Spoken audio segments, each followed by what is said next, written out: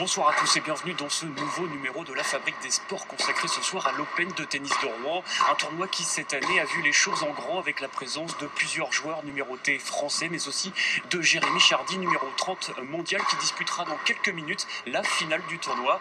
L'Open de tennis de Rouen, c'est aussi un événement qui aspire à grandir et à faire partie du circuit national et peut-être bientôt du circuit international. De toute façon, le speaker, il sera juste à côté de toi.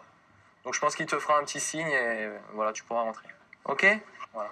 Un directeur de tournoi est toujours un homme très occupé, sur le qui-vive, surtout à quelques minutes d'un premier quart de finale. Ce premier Open de tennis de Rouen, Charles Roche le prépare depuis janvier. Il en est le chef d'orchestre. Là, tu me déranges pas ? Et la partition du week-end doit être parfaitement exécutée. C'est aussi la vitrine de la ville, c'est le tennis club de Rouen. Donc voilà, on a une belle ville, une ville attractive, qui est bien placée, qui est pas très loin de Paris. Donc je pense qu'il y a effectivement des possibilités et c'est un grand plaisir d'essayer de mettre en avant et le club et la ville. Ce tournoi sur terre battue existe en fait depuis 1994. Y participaient jusqu'alors des amateurs. Mais cette année, Charles Roche l'a ouvert aux professionnels, à l'image de Romain Jouan, le numéro 27 français. S'il y a des gens qui s'agglutinent là, n'hésite pas à leur dire.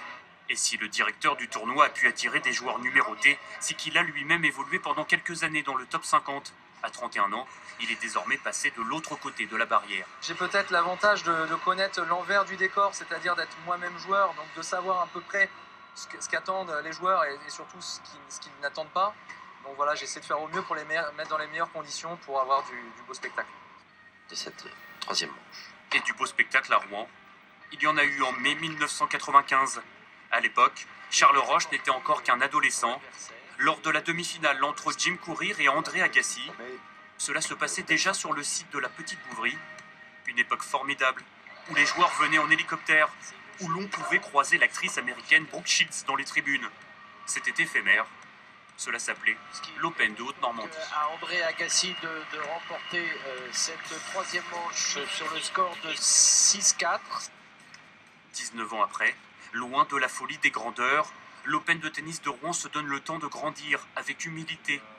Une valeur partagée par Jocelyn Wana. En 2009, il a connu son heure de gloire en battant Marat Safin à Roland-Garros, ce qui lui a permis d'atteindre la place de 88 à l'ATP. Mais entre la porte d'Auteuil et la Petite Bouvrie, sa carrière a emprunté des chemins de traverse. À 28 ans aujourd'hui, il est retombé au-delà des 300 mondiaux. Numéro 23 français, il privilégie désormais les tournois nationaux.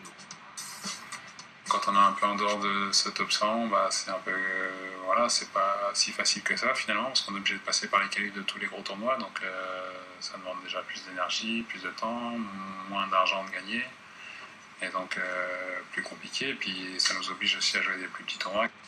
Privilège des numérotés, Jocelyn Wana entre en lice directement au stade des quarts de finale. Objectif, grappiller des points pour le classement, gagner aussi un peu d'argent.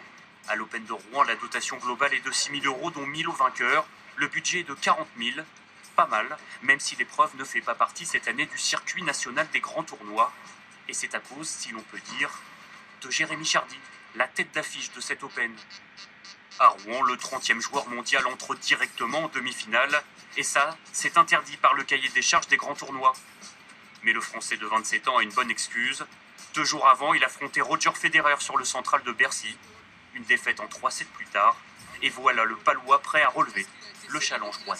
4 balles de break, il revient 2-3 dans ce troisième et dernier set.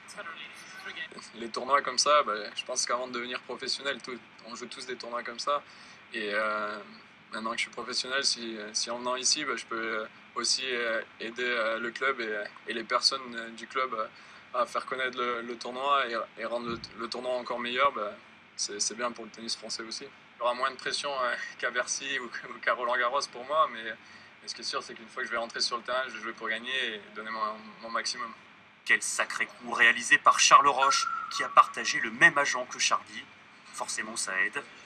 Tête de gondole médiatique de ce tournoi, le Grand Brun, privé de finale de Coupe Davis contre la Suisse, termine une saison bien remplie. Tokyo, Shanghai, Stockholm, Valence et Paris. En un mois, Jérémy Chardy aura enchaîné 5 tournois. À côté, Rouen, ce serait presque des vacances.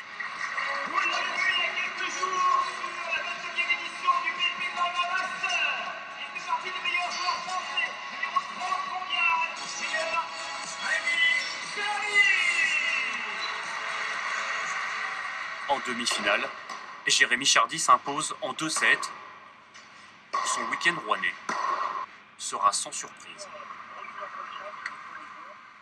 Ouais, moi, ça me fait plaisir quand j'arrive ici et que je vois que l'événement il a du succès et c'est une grosse récompense pour tous ceux qui ont travaillé pour organiser et qui ont fait les 2 semaines de boulot.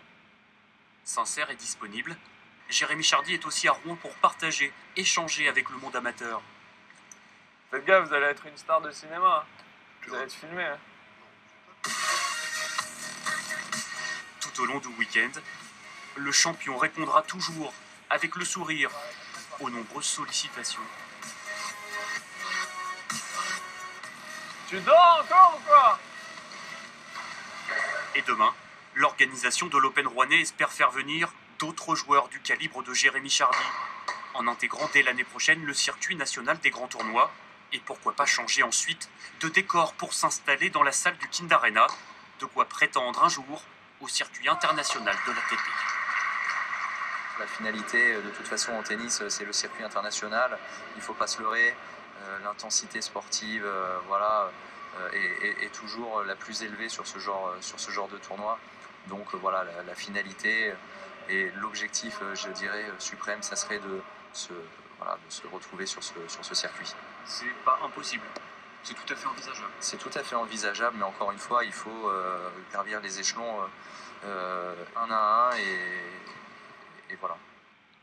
Dans une histoire qui reste à écrire, on se souviendra que Jérémy Chardy fut le premier lauréat de cet Open, après son succès en 2-7 face à Marc Jiquel.